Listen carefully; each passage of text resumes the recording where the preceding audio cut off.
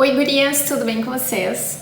Hoje eu tirei para gravar sobre o homeschooling, que é algo que muitas de vocês me questionam lá no Insta, me perguntam do porquê meus filhos não vão para a escola, por que eu e o Gleison nós faremos educação domiciliar, ou seja, em casa. A decisão da escola, do não ir para a escola, não é uma decisão fechada, absoluta. Tá? Muitas coisas podem mudar no meio do caminho. Eu espero que não mude a ponto de eu precisar mudar, né, essa decisão que a gente tomou para a educação domiciliar. Mas por enquanto nós faremos, tá? Por que então meus filhos não vão para a escola? Gente, primeira coisa que vocês hão de concordar, né? A escola se tornou um ambiente político. Acima de tudo, ele se tornou um ambiente político. Um ambiente onde, por trás do ensino que deveria de ser apenas aquilo ali passado para as crianças, se tornou um ambiente para fazer a cabeça das crianças. E a professora que discorda disso é a professora tapada, ou a professora que já foi comprada pelo sistema, né? Porque eu fui aluna, você foi aluno, ou você que está me ouvindo é professor, e tu sabe muito bem do que eu tô falando. De como todo o sistema, até a base do ensino, ele caminha em direção a formatar as crianças numa forminha que o Estado, o sistema quer. Eles querem que as crianças pensem de uma forma, ajam de uma forma, que tu já parou para ver que o jeito como o sistema quer que as crianças pensem, falem, idealizem a vida, desejem a vida para eles, não se adequa com aquilo que Deus pensa, com aquilo que Deus quer. Relativização dos princípios. Não existe mais o certo, não existe mais o errado. É tudo muito relativo, depende. Conceito de família é onde existe amor, tendo amor é família e por aí vai. Então a gente tem 1 bilhão e trocentos milhões de coisas que o diabo, né, que tá por trás de tudo isso, infelizmente fez a cabeça de pessoas de grande influência que refletiu dentro da educação. A educação hoje não é mais simplesmente as crianças vão para a escola para aprender a ler, escrever, fazer cálculos, né, aprender sobre geografia, história. Esquece. Se tu ainda acredita nisso, tu tá precisando, minha amiga. Voa, sai da caixa. Eu vou deixar aqui na descrição do vídeo alguns livros. Eu tenho meu link lá na Amazon, se tu quiser comprar pelo meu link, eu já te agradeço. Mas se não quiser, não tem problema. Pode achar a livraria, o lugar que tu quiser comprar. Leia estes livros que vão abrir sua mente. E comece a olhar as coisas sempre com um ponto de interrogação atrás. Sempre veja as coisas de uma forma assim, eu quero enxergar além. A escola não é mais esse lugar para colocar teus filhos para aprender sobre a vida. Eles vão aprender sobre a vida muito mais em casa do que lá, tá? Outra coisa, as crianças ainda não têm maturidade para filtrar, para deixar, tipo assim, comer o peixe e tirar os espinhos, sabe? Crianças pequenas não têm essa maturidade ainda. Isso vai começar lá na adolescência, da adolescência em diante, que a criança começa a ouvir uma opinião contrária, começa a ouvir um argumento contrário à fé, diferente daquilo que os seus pais ensinaram, e elas conseguem já começar a argumentar contra, questionar, nem necessariamente é contra, mas questionar, entender, ir além. A criança pequena, ela não filtra, a criança pequena, ela só engole, ela só absorve, é uma esponjinha, ela não retém nada, entendeu? Então, crianças pequenas não deveriam de sair da companhia dos seus pais por períodos longos, ir para a escola, ir para a creche. Estudos dizem que até os 6 anos, mais ou menos, que são os primeiros anos de vida do ser humano, está sendo construído o caráter da criança, está sendo criada uma mínima teia que a criança começa a ter condições de entender como o certo e o errado funcionam e qual é o certo e o errado. Então, até os 6 anos de idade, de verdade, aqui em casa nem que a vaca tussa, as crianças não sairão de casa, tá? vão estar conosco, certo? É uma coisa assim impensável. É como eu pegar um bebê indefeso e deixar ele exposto, né? A criança ela é dessa forma, ela fica exposta à realidade do mundo que é cruel, que é violenta, que tem ideias contrárias àquilo que Deus diz, né? Então eu não posso deixar uma criança indefesa exposta a isto, tá? Aqui eu vou abrir um parêntese bem importante para você que é crente, para você que cultiva nos teus filhos, né, a palavra de Deus, de achar que os teus filhos estão indo para a escola para ser sal e luz lá, quando eles não têm idade para ser sal e luz. O João não tem 5 anos ainda, o João tá com 4 anos e pouco. O João não pode ser sal e luz na escola. O João ainda não tem condições ainda de distinguir bem o essencial, sabe, do certo e do errado. Ele ainda está construindo essa percepção, ele ainda está construindo esse entendimento, ele ainda não tem condição, gente. Eu não posso colocar sobre uma criança de menos aí de 6, 7 anos a responsabilidade dela ser crente na escola, porque não é isso que vai acontecer. São os professores, são os alunos mais velhos que vão ter uma influência sobre essa criança e não o contrário. Quando esse indivíduo tiver condições, maturidade emocional, espiritual também, maturidade biológica, que a gente também tem que colocar na conta, ele tem condições de ir para uma escola, se for o caso, e lá ele ter um poder argumentativo, ter maturidade para diferenciar, deixar à parte aquilo que não convém. Uma criança de 4 anos, 3 anos, 5 anos não tem condições de influenciar as pessoas sobre o certo e o errado de tal forma que venha valer a pena o risco que ela está correndo. É muito risco para pouco efeito, entendeu? Essa criança não tem uma teia, um filtro formado. Então preste atenção no que eu estou dizendo. Crianças pequenas não pode sobre elas ser jogada a responsabilidade de ser sal e luz no ambiente escolar. Crianças pequenas estão mais aptas a serem influenciadas do que influenciar. Então, essa ideia de meu filho é filho de crente, ele vai para a escola para transbordar o amor de Jesus, é verdade que Deus até pode usar uma criança lá na escola.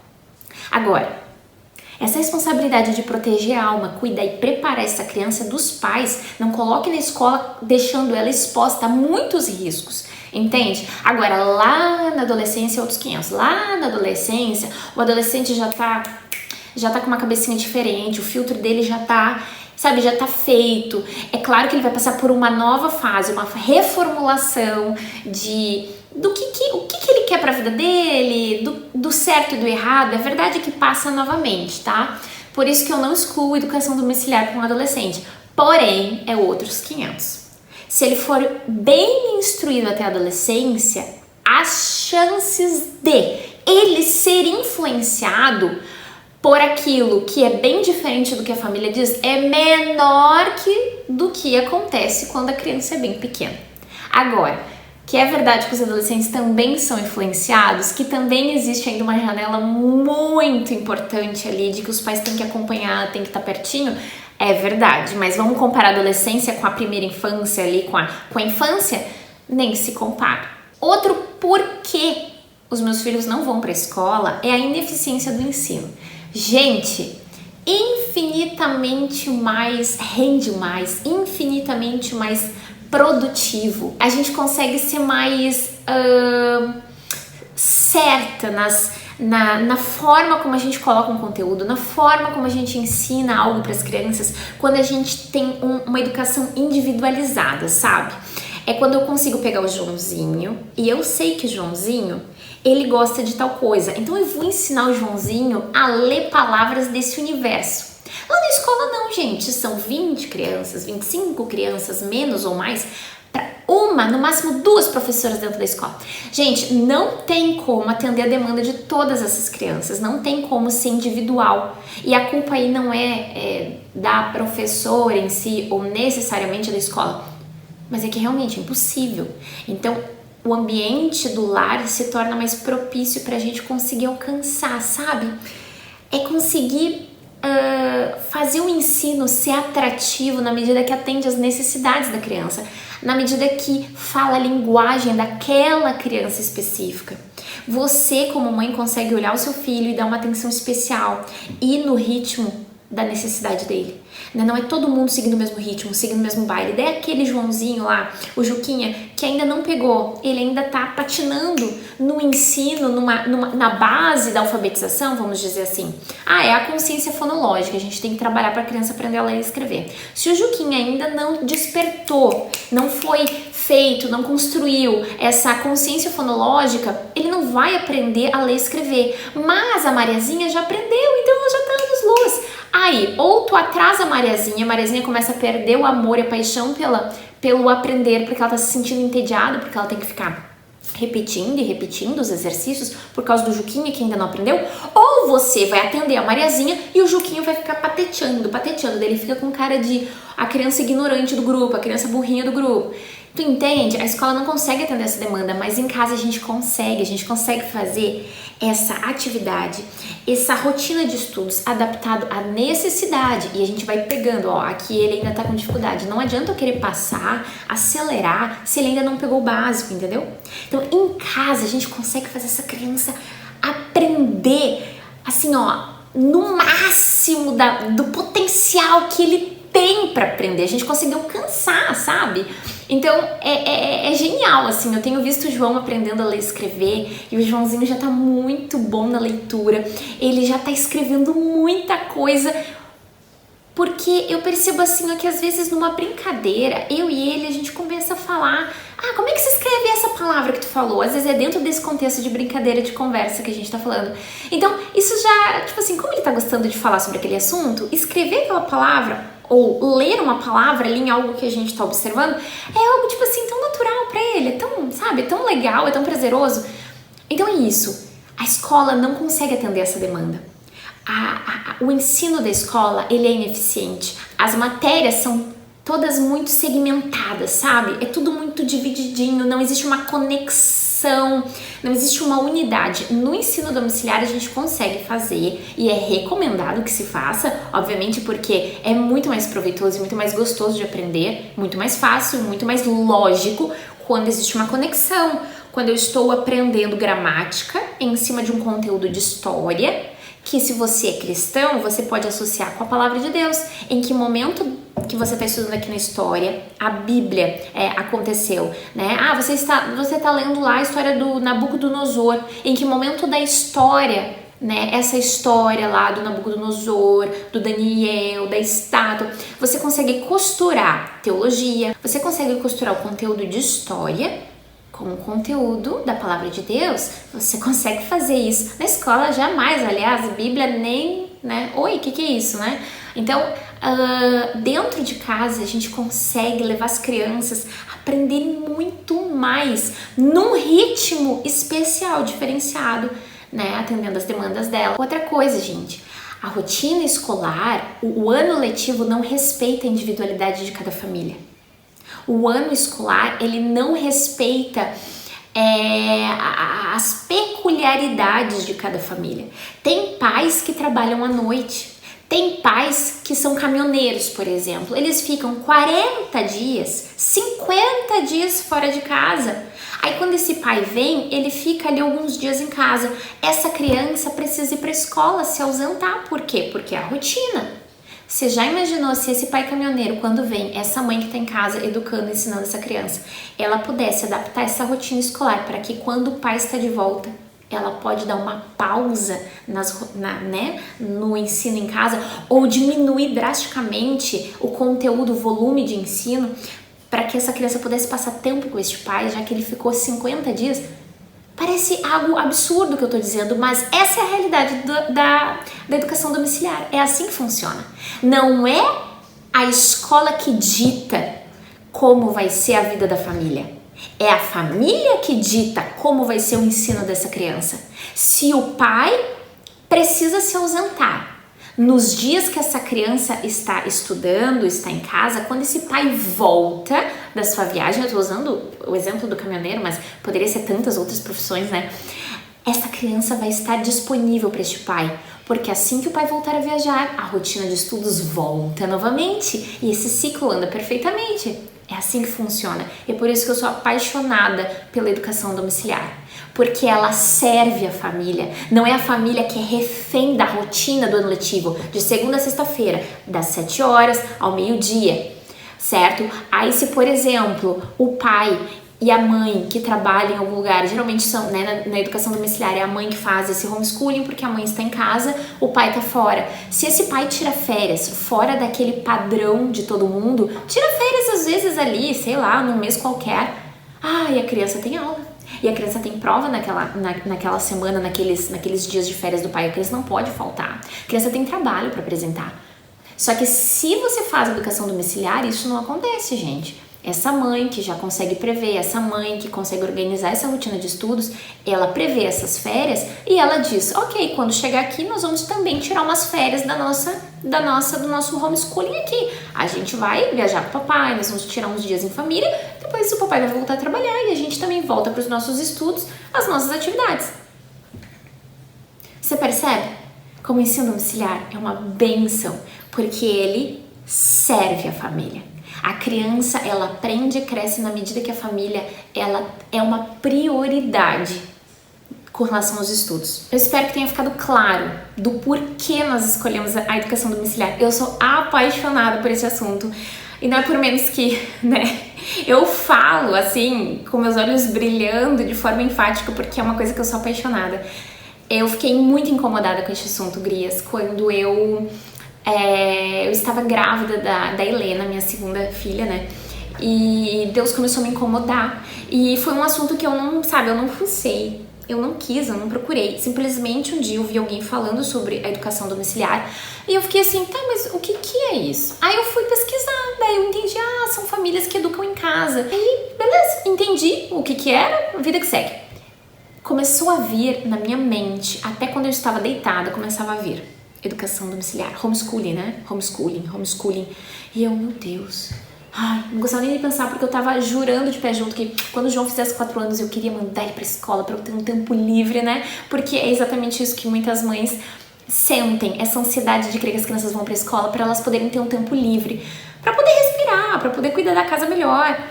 E quando aquela ideia começou a entrar no meu coração, eu, Jesus, eu não quero ser convencida disso. Eu não quero nem descobrir que isso poderia ser daqui a pouco uma excelente opção para minha família, mas o Espírito Santo começou a me cutucar. E aí eu comprei livros, esses livros que eu vou indicar na descrição para vocês.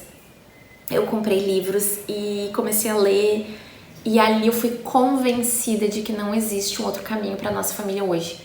Sabe, ter esse entendimento foi libertador, embora a responsabilidade de educar em casa vai me trazer mais responsabilidades, essa rotina. Existe um envolvimento mental, um cansaço mental envolvido, porque eu vou ser a pessoa que vou educar os meus filhos, mas é sensacional fazer algo que tu acredita que é o melhor, que é o caminho certo, sabe? Por um lado me cansa, por outro lado me recompensa em pensar dos frutos que nossa família, que os meus filhos vão colher, estando em casa comigo, estudando, aprendendo sobre o mundo, a vida, sobre as matérias que se aprende na escola, de um jeito muito mais eficiente em casa, de um jeito muito mais interessante, e que eles estarão comigo.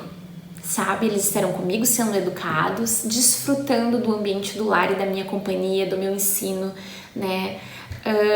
Então isso tem sido maravilhoso. No início me assustou muito. Hoje eu já estou plenamente convencida, já estou em paz, tranquila, que este é o caminho para nós. Gurias, agora eu quero falar para vocês sobre como nós vamos fazer esse processo. Bom, primeiro que eu vou ser educadora. Hoje, nas condições que temos, meu marido trabalha fora, então sou eu a pessoa responsável. Hoje, por exemplo, a Heleninha tá com 2 aninhos.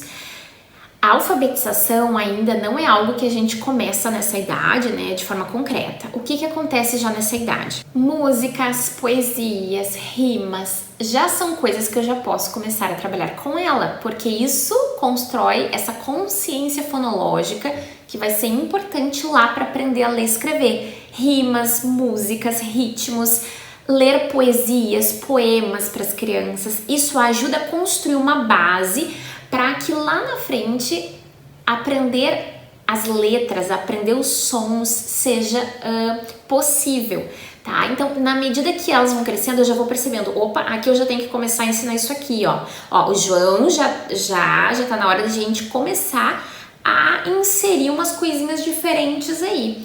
E claro, hoje a internet tem muitas famílias e muitas pessoas, principalmente mães, que se dedicam a ensinar e instruir outras famílias que querem praticar educação domiciliar. Então, tu não tá sozinha nesse universo, tem muita gente. Além de livros, existem canais e Instagrams mesmo de famílias e pessoas que te ajudam muito a começar, pelo menos a começar, porque eu acho que depois que tu pegou o jeito, que tu começou, o que vai te atrapalhar não é a falta de, eu não sei o que eu faço. É às vezes a desorganização, que às vezes vai ter que parar, rever a rotina de estudos, né? Às vezes o teu filho mudou de fase, ele tá se interessando por uma coisa, tu vai ter que adaptar para aquilo. Então, assim, o problema depois não é mais assim, eu não sei mais o que eu faço, mas é dar uma mexidinha aqui, uma mexidinha ali na tua rotina, às vezes o horário de estudo, enfim. Tá, então assim, tem muita gente te ajudando na internet hoje. Tu tem que procurar essas pessoas, encontrar e começar a seguir esse pessoal no Instagram, sabe? Começar a seguir essas famílias, que eu acho que a gente aprende muito com eles, tá? Tem muitos materiais hoje para venda, tanto material físico quanto PDF, pra gente poder fazer as atividades em casa, né? Esse material de alfabetização hoje que eu trabalho com o João e tanto o material de números, né, para aprender números, fixação dos números, são materiais que não sou eu que produzo, não fui eu que criei, eu achei pessoas que fazem, que trabalham homeschooling com seus filhos, fazem homeschooling e eles produzem material para eles usarem com seus filhos e eles vendem esse material para as famílias que querem. Então, tem muita coisa legal, sabe? Tu não vai estar perdido. E eu, Carol, estarei aqui para ajudar. Se alguém precisar de alguma coisa, tem alguma dúvida específica, quer iniciar o homeschooling e tá bem perdido, me procura que eu vou ter prazer de ajudar e de passar alguns contatos, assim, de pessoas que eu sigo no Insta, de materiais que eu conheço, que eu já uso para ajudar vocês. Outra coisa que tá dentro deste como fazer o homeschooling é sobre a rotina de estudos. Cada família tem uma rotininha, sabe? E não existe exatamente ali um certo e um errado para a rotina de estudos, desde que se encaixe e haja paz no ambiente do lar. Isso não quer dizer que é a criança que define a hora que ela vai estudar. Não tem nada a ver com a criança, porque a criança precisa aprender a ter disciplina. Quem vai distinguir o melhor horário é a mãe. Ela analisa, o pai e a mãe, eles analisam a rotina da casa, a rotina do sono das crianças, dias. Às vezes tem um dia fixo para as crianças saírem de casa. Aquele dia é o dia, por exemplo, de fazer natação, por exemplo. Então, nesse horário, tu não vai fazer o homeschooling, certo? Então, o homeschooling se adapta à rotina da família. Isso não quer dizer que cada dia tem um horário. Não. É bom que não seja assim, porque senão não cria uma rotina saudável para os estudos, né? A criança precisa saber que horário ela senta para estudar, que horário ela vai sentar para fazer as atividades com a mãe, né? Mas os pais precisam entrar neste acordo e o legal é que também se adapta conforme as fases mudam. Por exemplo, quando a Laurinha nasceu, a gente deixou os primeiros dias, ali acho que o primeiro mês, na verdade, do João, de vida da Laura, o João não fez nenhuma atividade assim, sabe? Ele não sentou na mesa com a apostila dele, com papel, caneta, enfim. A gente deixou ele mais, sabe? A vida é brincar, a mamãe precisa se recuperar, precisa reencontrar-se de novo nessa rotina do lar com um bebezinho novo. Então, é bem legal isso, sabe? Você adaptar o homeschooling, fazer ele acontecer na rotina da família. E quando precisa alterar a rotina de estudos, altera a rotina de estudos. Porque os estudos servem à família e não o contrário.